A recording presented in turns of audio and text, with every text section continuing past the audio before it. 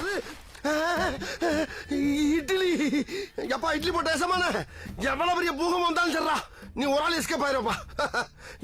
Welcome to ஐரக்ஷன் channel. எங்களோட videos உங்களுக்கு பிடிச்சிருந்ததுன்னா லைக் பண்ணுங்க, கமெண்ட் பண்ணுங்க, ஷேர் பண்ணுங்க, மறக்காம சப்ஸ்கிரைப் பண்ணுங்க. ஓகே, இப்போ என்ன வீடியோ பார்க்கணும்னா தம்பி பொம்மா அவங்க சேனல் தான் பார்க்க போகிறோம். இஷ்டப்பட்ட வீடியோ தான் பார்க்க போகிறோம். ஹலோ கைஸ், எல்லாரும் எப்படி இருக்கீங்க? இப்போ நம்ம அரசியல் பேசும் படங்கள் பார்ட் 3 பார்க்க போறோம். இந்த வீடியோல ஆக்டர் விவேக் மறைமுகமாவும் நேரடியாவும் பேசியிருக்க அரசியலை பத்தி பார்க்க போறோம். ஆக்டர் விவேக் நிறைய அரசியலா பேசுவார், நம்ம எல்லாத்துக்குமே தெரியும் படங்கள்ல. ஆனா இந்த வீடியோ ரெடி பண்ணும்போது தான் நோட் பண்ணேன் இவ்வளவு பயங்கரமான அரசியலா பேசியிருக்காருன்னு. கூட்டமா இருப்பது ஒயின் ஷாப், சீருடலை கெடுப்பது வாட்டர், தண்டி யாத்திரையில் உப்பு காய்ச்சறாங்கோ, தண்டையார்பேட்டையில் சாராயம் காய்ச்சறாங்கோ, சட்டசபையில் நடப்பது ஃபைட், அம்மா என்றால் மம்மி, அப்பா என்றால் டம்மி. வீடியோக்குள்ள போறதுக்கு முன்னாடி இந்த வீடியோ லைக் பண்ணிட்டு சப்ஸ்கிரைப் பண்ணிட்டு பாருங்க. நம்ம வச்சிருக்க டார்கெட்டை சீக்கிரம் அடைஞ்சிடலாம். ஓகே மக்களே, வீடியோக்குள்ள போலாமா? நான் உங்க ஜெடி, நீங்க பாத்துட்டு இருக்கிறது தம்பி அப்ப தெரியல அந்த அளவுக்கு சும்மா காமெடி போவோமா? ஆக்டர் விவேக் அவர் படங்கள்ல பொதுமக்களுக்கு விழிப்புணர்வு ஏற்படுத்துறதுக்கு ஏதோ ஒரு ஸ்டாண்ட் எடுத்து ஏதோ ஒரு முயற்சி பண்ணிட்டே தான் இருப்பாரு. அதுல ஒரு முக்கியமான விஷயம் மூட நம்பிக்கைகளுக்கு எதிராக பேசுறது. அவர் எல்லா படங்கள்லயும் ஒரு சின்ன சீனாச்சு வச்சிருவாரு. அதுலயும் 2000 திருநெல்வேலின்னு சொல்லி ஒரு மூவி ரிலீஸ் ஆயிருக்கு. இந்த மூவில படம் ஃபுல்லா மூட நம்பிக்கைகளுக்கு எதிராக தான் பேசியிருக்காரு. ஏன்டா வேலைக்கு போல? ஜோசியத்துல கண்டமா 6 மாசத்துக்கு வேலைக்கு போகலாம். அவன் சொல்லிட்டு அவன் பிஸியா வேலை பார்த்துக்கிட்டு இருப்பான். நீங்க நல்லா பசியா அலைஞ்சிட்டே இருக்க. தொடையில பள்ளி விழுந்தா 1 வருஷத்துக்கு எந்த தொழில் பண்ணாலும் விருத்தி ஆகாதுன்னு சாஸ்திரத்துல போட்டு. உன் தொடை என்ன பெரிய ரம்பா தொடையா? நான் பள்ளி சொல்றத கேட்டுதான் நடப்பேன். ஒரு பள்ளி இன்னொரு பள்ளிக்கு சிக்னல் கொடுக்குதுடா. அதை ஏன்டா தப்பா புரிஞ்சுக்கிட்டு ஏமாந்து போறீங்க? ஏன்டா பள்ளி சொன்னா கேக்குறீங்க, பூனை குறுக்க போனா அவசரம்ங்கிறீங்க. ஒரு மனுஷன் காட்டு கத்து கத்துற கேட்க மாட்டேங்கிறீங்களா? பூ போடு போடும்.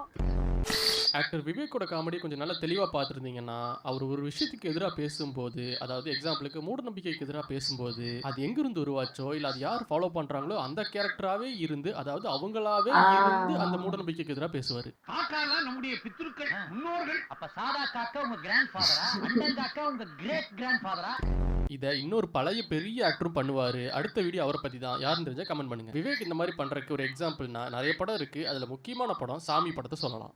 நீங்க மட்டும் ஏன் தனியா நிக்க? கிட்டத்துல வாங்கோ. டேய் அவன் வேலை வரணும்டா. அவளும் வரணும்ன்றது தான் என்னுடைய பிரியம். அவன் வேலை ஜாலிடா. இந்த ரோட்ட போட்டது அவ, வீட்டை கட்டினது அவ, டம் கட்டி டிரைனேஜ்க்குள்ள இறங்கி அதை சுத்தம் பண்றது அவ. நாமம் போடுறதா பட்டை போடுறதாங்கிறது பிரச்சனை. யானைக்கு 5 அறிவு தானே, அதுக்கு மட்டும்தான் 5 அறிவா? நீங்க பட்டைய போடுவேளோ இல்ல நாமத்தை போடுவேளோ? எத்தனை நேரத்துல யானை வெட்டையா போடுறது பண்ணிக்கோங்க. தாங்கியபடி கழுதை ஓனா தாளையோட கல்யாணம் பண்ணா மழை பெய்யும் இல்ல? ஒரு சிங்கத்தை பக்கத்துல உட்கார வச்சு தாவி கேட்டேன். சட்டை போடுறது ஜாதியா? அப்துல் கலாமுடைய போட்டோவை மாட்டி வச்சுட்டு ஒரு ஏழை குழந்தையோட கல்வியை ஸ்டாப் பண்றேன். இது எங்க ஸ்கூல்ல தான் இருக்காங்க. ஆமா, போற வரைக்கும் அவன் ஷூவை தொடப்பான், அதுக்கப்புறம் ஏன் ஷூவை தொடப்பான், அதுக்கப்புறம் மாமி ஷூவை தொடப்பான். இவ்வளோ நேரம் நம்ம பார்த்ததெல்லாம் அவர் மூவியில் பண்ண சின்ன சின்ன ஒரு அட்வைஸ், மக்களுக்கு விழிப்புணர்வு ஏற்படுத்த சின்ன சின்னதாக அட்வைஸ் பண்ணியிருக்காரு. இப்போ நம்ம அவர் அரசியலில் தொட்ட பயங்கரமான சம்பவங்களை பற்றி பார்க்க போகிறோம். அதுவும் இப்போ நம்ம பார்க்க போகிற சம்பவம் பல வருஷமாக தமிழ்நாடு அரசியலில் ஃபாலோ பண்ணிருக்கவங்களுக்கு மட்டும்தான், அதுவும் ரொம்ப டீப்பாக ஃபாலோ பண்ணிருக்கவங்களுக்கு மட்டும்தான் தெரியும். அதில் இன்னொரு முக்கியமான விஷயம், இப்போ நம்ம பார்க்க போகிற கேஸை பற்றின டீட்டெயில்ஸ் எல்லாமே உண்மை கிடையாது, எல்லாமே பொய்யும் கிடையாது. ஏன்னா இப்போ நம்ம பார்க்க போகிற கேஸை பற்றின டீட்டெயில்ஸோ டாக்குமெண்ட்ஸோ எதுவுமே ஆன் இல்லை. ஸோ இது ஒரு நியூஸாக மட்டும் பாருங்க. இதில் இதெல்லாம் உண்மைன்னு சொல்லி நம்மளால ப்ரூவ் பண்ணவே முடியாது. இதுல இதெல்லாம் பொய்யன்னு எதுவுமே நம்ம சொல்ல முடியாது. 2003ல செரினாங்கிற கேஸ் ரொம்ப ஃபேமஸ் ஆச்சு. மதுரையில செரினாங்கிற ஒருத்தங்களை போலீஸ் கஞ்சா வச்சிருக்காங்கன்னு சொல்லி அரெஸ்ட் பண்ணிருக்காங்க. இந்த கேஸ் அந்த டைம்ல பிரிண்ட் மீடியால ரொம்ப ஃபேமஸா இருந்திருக்குது. அந்த டைம்ல சராசரியான ஒரு கேஸ் எதுக்காக திடீர்னு ஃபேமஸ் ஆச்சுன்னா, இந்த கேஸ் பரபரப்பா ஆன சமயம் ஜெயலலிதா அவர்கள் ஆட்சியில் இருந்த நேரம். ஒரு சாதாரணமான கேஸ் எதுக்கு ஃபேமஸ் ஆச்சுன்னா, செலினாக்காக இந்தியாவிலே டாப் லாயர்ஸ் எல்லாம் வந்து ஆஜராக ஆரம்பிச்சாங்க அவங்களுக்காக வழக்காட. இதனாலதான் இந்த கேஸுக்கு பின்னாடி என்னமோ இருக்குன்னு சொல்லி எல்லா பிரிண்ட் மீடியாவும் ஃபாலோ பண்ண. அப்படி இந்த கேஸுக்கு பின்னாடி என்ன இருந்ததுன்னா, இந்த செலினாங்கிறவங்களும் சசிகலா ஹஸ்பண்ட் நடராஜன் அவங்களும் ஒருத்தர் காதலிச்சிருந்திருக்காங்க அந்த டைம்ல. சோ இது தெரிஞ்ச சசிகலா செலினா அவர்களை பழி வாங்கறதுக்காக அவங்க மேல இந்த மாதிரி கஞ்சா கேஸ் போட்டு அவங்கள 3 வருஷத்துக்கு உள்ள வச்சிருந்திருக்காங்க. இதை உண்மையாகப்படுத்துற மாதிரியே 2006க்கு அப்புறம் ஆட்சி மாறினதும் செலினா கேஸும் டக்குன்னு முடிஞ்சு அவங்க அப்பவே வெளியே வந்துட்டாங்க. இந்த கேஸ்ல எந்த அளவுக்கு உண்மை இருக்கு, எதெல்லாம் உண்மை எதெல்லாம் பொய்ங்கிறது பொதுமக்கள் நமக்கு கன்ஃபார்ம் தெரியாது. இன்னும் சொல்ல போனா இந்த கேஸை பத்தி சினிமா இண்டஸ்ட்ரியிலோ இல்ல அரசியல் பக்கமோ யாருமே இந்த கேஸை பத்தி ஜெயலலிதா அவர்கள் ஆட்சியில வாயே திறக்கல. ஒரே ஒரு ஆளை தவிர. நம்ம ஆளுக்கு என்ன தைரியம் பாருங்க. ஜெயலலிதா அவர்களோட ஆட்சியிலேயே 2004 அப்ப ரிலீஸ் ஆன எதிரி மூவி காமெடி சீன்ல இந்த கேஸ ஒரே ஒரு வார்த்தையில மக்கள்கிட்ட சொருவி விட்டு போயிருப்பாரு விவேக். 2003ஆம் ஆண்டு தமிழ்நாட்டில் ஜெயலலிதா ஆட்சி நடந்து கொண்டிருந்தது. மதுரையைச் சேர்ந்த ஒரு சாதாரண குடும்பத்தில் பிறந்தவர் செரீனா. போலீசார் 10 கிலோ கஞ்சாவை கைப்பற்றியதோடு செரீனா கார் ஓட்டுநரை கைது செய்தனர். நடராஜனும் செரீனாவும் நாளடைவில் இந்த நட்பு அடுத்த கட்டத்தை நோக்கி நகர்வதாக ஜெயலலிதா மற்றும் சசிகலாவின் இந்த கோபம்தான் செரீனா மீதான கஞ்சா வழக்காக மாறி அவரை நீதிமன்றத்திற்கும் சிறைவாசலுக்கும் இழுத்தடித்து இருக்கிறது. புலனாய்வு பத்திரிகைகள் வெளியிட்ட தகவல்கள் ஒரு வழியாக 2006ஆம் ஆண்டு வழக்கில் இருந்து விடுவித்தது நீதிமன்றம். நான் சொல்லல சார், ரொம்ப ஸ்ட்ரிக்ட் சார். இந்த செரீனா கேஸை நீங்களா டீல் பண்றீங்க? நான் மெரினா வரைக்கும் தான். அரசியல் வேண்டாமே. ஓஹோ, அதான் செரீனாவா? தெரியல அப்ப என்ன. விவேக் அவர் காமெடியில கரெக்டா பாலிடிக்ஸ்ல என்ன ஃபேமஸா நடக்குதோ அந்த சம்பவங்கள் எல்லாம் கொஞ்சம் கொஞ்சமா சொல்லிட்டே வந்திருக்காரு எல்லா படங்கள்லயும். அன்னித்தீவுல லைலா என்னாச்சு? கவர்ச்சி படம் யாருன்னு பாரு. முத பக்கத்துல டாக்டர் அப்துல் கலாம் பத்தி நியூஸ் வந்திருக்கே, படிக்க மாட்டீங்களா? அவர் யாரு? கஷ்டம். ஒரு பாக்கெட் கேன்சர் கொடு. இதாய் தேர்தலில் ஆட்சியை பிடிப்பது யார்? ஆச்சியா? ஏது காரக்குடி பக்கம் கேட்டாங்கனாக்க பெரிய கலவரமே வந்துரும்டி. பேப்பர் கொடுப்பா, இன்னைக்கு வீரப்பன் கஸ்ட் யாருன்னு பாப்போம். யாருன்னு தெரியுமா? தெரியுமே, இவர்தானே போலீஸ் தேடுது. என்னடா சொல்றீங்க நீங்க? இவர் ராஜ்குமார் நாகபாகர்ல வீரப்பன். அங்க ஒருத்தர் காட்ல ஆடியோ ரிலீஸ் பண்றார், பிரஸ் மீட் வைக்கிறார். அவரை எப்ப அரெஸ்ட் பண்ண போறேன்?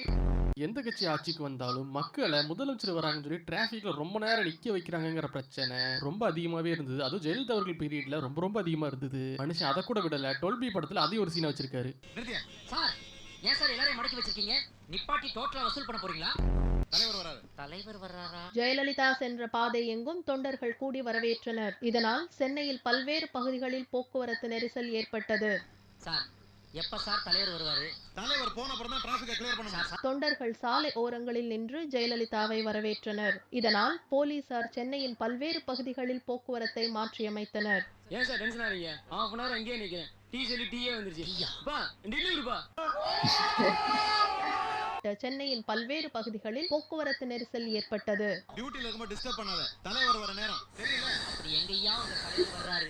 பதவியேற்பு நிகழ்ச்சி 11 மணி அளவில் நடந்தது என்ற நிலையில் காலை 7 மணி முதலே சென்னையில் பல்வேறு இடங்களில் போக்குவரத்து மாற்றியமைக்கப்பட்டதால் சாலைகளில் ஏற்பட்ட நெரிசல் காரணமாக போக்குவரத்து ஸ்தம்பித்தது.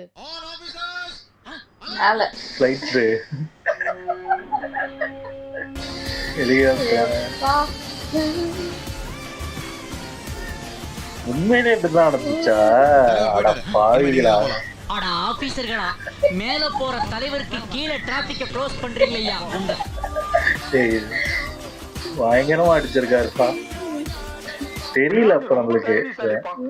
2010 சாமியார்களை பத்தின கான்ட்ரோவர்சி எல்லாம் வந்துட்டு இருக்கும் தமிழ்நாட்டுல. கன்ஃபார்ம் எல்லாத்துக்குமே தெரிஞ்சிருக்கும். விவேக் ஒரு படங்கள்ல நிறைய ரெஃபரன்ஸ் வச்சிருக்காரு. ஆத்தா, உன்னை நம்பி முதல் சினிமா எடுத்திருக்கேன். அப்படி என்னடா படம் எடுத்து வச்சிருக்கிறேன்?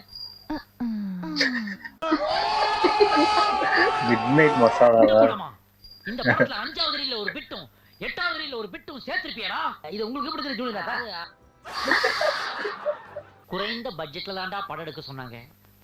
குறைந்த துணியில படம் எடுக்க சொல்லலடா. ஒரு தொழில சொல்லுங்க.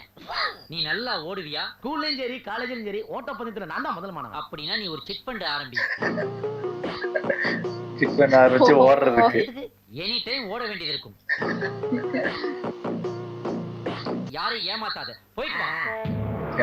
யாரையும் ஏமாத்தாதீங்க. எனக்கே துண்டா. இது எல்லாத்துக்கும் மேல 25 வருஷத்துக்கு முன்னாடி சிவசங்கர் பாபாக்கு யாகவமணியருக்கு ஒரு இன்டர்வியூ. ஆமாமா, இது பாத்துருக்கேன் நான். ஒரு யாரும் நீங்க அப்பப்ப நியூஸ்ல பாத்துருப்பீங்க. இப்பதான் நம்ம பரிதாபங்கள கோபி சுதாகர் பண்ற ஸ்கூப்ஸ் இது பயங்கரம். நான் பார்த்துட்டு இது பார்க்கும்போது பயங்கரமா இருக்கு. வருஷத்துக்கு முன்னாடியே இந்த இன்டர்வியூவை ஸ்பூஃப் பண்ணி பாளையத்தம்மன் படத்துல ஒரு பெரிய சீனாவே வச்சிருக்காரு விவேக். பணாத பயல்களா, எதுக்குல என்னைய பார்க்க இங்க வந்து உட்கார்ந்திருக்கீங்க? ஏன்னா பிப்ரவரி 30 உலகம் அழிய போகுதுல. பிப்ரவரிக்கு எதுக்கு 30? அதை ஏன் என்கிட்ட கேட்க? நான் எப்பயாவது சாமின்னு சொல்லியிருக்கேனா? நான் உலகமே விவசாயி. ஏறு ஓட்டினா தாமல இந்த உலகத்துக்கு விடிவு காலம். இந்த இளவுக்கு தான் மனுஷ பதர்களோட பேச்சை நிப்பாட்டி 500 வருஷம் ஆச்சு. என்ன ஏமல வம்பு கிளிக்கிய? யாகாவா முனிவரா விவேக்கும் சிவசங்கர் பாபாவா மயில்சாமியும் அந்த இன்டர்வியூவை ஸ்பூஃப் பண்ணி அந்த படத்துல ஒரு சம்பவமே பண்ணிருப்பாங்க. நாடகம் ஆடி மக்களை மயக்கி மக்களுக்கு ஞானம் சொல்லக்கூடிய வழிமுறை தவறியதனால் தான் நான் திட்டுகிறேன். சாவுக்கு ஆடுத வேலை கொண்டாந்து ஸ்டுடியோக்குள்ள விட்டா அவன் இங்கேயும்ல டான்ஸ் காட்டுறான். எனக்கு ஒரு வைப்ரேஷன் வருதுன்னு சொல்லுகிறான். அந்த வைப்ரேஷன் கரண்ட் எடுத்து தமிழ்நாட்டிலே கரண்ட் தட்டுப்பாடா இருக்கு, அந்த கரண்ட் கொடுத்து போலாமா? அப்போ முட்டாள்கள் இருக்கு வரைக்கும் முண்டங்கள் இருப்பான், சோம்பேறிகள் இருக்கு வரைக்கும் ஜோசியக்காரனும் இருப்பான். தண்ணி ஒன்றும் சும்மா கொடுக்கல அவர் 25 ரூபாய் 35 ரூபாய் கொடுக்குறாரு. நீ 24 மணி நேரம் உழைச்சி நாட்டுக்கு என்னடா பண்ண? இல்ல அறிவோட பேசுறா. அப்படிலாம் பேசக்கூடாது. வணக்கம் வணக்கம்டா. என்ன வணக்கம் தான் டாப் பேசுறீங்க? அப்படிதான் பேசுவேன். என்ன செய்யறா? டேய் ஆன்மீகவாதி ஒரு ஆன்மீகவாதி டேன்னு சொல்றதுக்கு ஒரு ஆன்மீகவாதி ஆன்மீகத்தை பத்தி பேசுவோம். டேய் டாட்டா யாரு? அவனையே டாட்டான்னு 2 டா போட்டு கூப்பிடுறேன் நானு. இவன் ஏமாத்திரம் என் முன்னாடி பண்ணி போய் ஒரு கடவுளுக்கு மேல தானே அட்லீஸ்ட் எல்ஐசி பில்டிங் குதிக்கிட்டுமா பாக்கலாம். நீ குதிச்சாதான் நான் குதிக்க முடியும். உழைக்க தெரிந்தவன் ஆன்மீகவாதி, பெற்றோரை வணங்குகின்றவன் ஆன்மீகவாதி, சில தடியர்களை வணங்குகின்றவன் பச்சோந்தி என்பது பொருள். என்னது பண்ணியா? இதெல்லாம் நல்லா இல்ல. பண்ணி எப்படி நல்லா இருக்கும்? உன்னை மாதிரி தான் இருக்கும். ஜீப்பா போட்ட பண்ணி போயில. நான் உலகத்துக்கு நல்லது நடக்கிறத பத்தி பேசிக்கிட்டு இருக்கேன். சொல்லுங்க, இவன் எல்லாம் ஆன்மீகவாதி கிடையாது, இவனெல்லாம் பகல் கொள்ளக்காரன். உன்னைய பத்தி நான் சொல்லட்டுமா? சொல்லுங்க. போற வழியில போலீஸ் ஜீப்ல டீசல் திருநவன் தான் நீ. அந்த பொருளை தொடுக்கிற போது தான் தெரியும். ஸ்பரிசம் தான் அல்டிமேட் உலகத்தில். ஆமா ஆமா, பசுனால ஒண்ணு எல்லாம் சுத்திட்டு வந்துடும். நீ வேற அவன் சொல்றது நீ கேட்டுக்கிட்டு திருட்டு போய் முள்ள மாதிரி போய் உன்னைய பார்த்தா 200 வருஷம் வாழ்ற மாதிரி தெரியுது. இவன் கூட சேர்ந்து ஆசமா போய் குட்டிச்சவரா போயிடாது. நாங்க ஒரு பரம்பரையா உழைக்கிறவன் கூடாது. உழைக்கிறவன் சொல்ல இதெல்லாம் நியாயம் இல்ல. உட்காருங்க. உழைக்கிறவன் யார் குண்ட மாட்டேங்க பேசுறா? மக்களை ஏமாத்துறவன்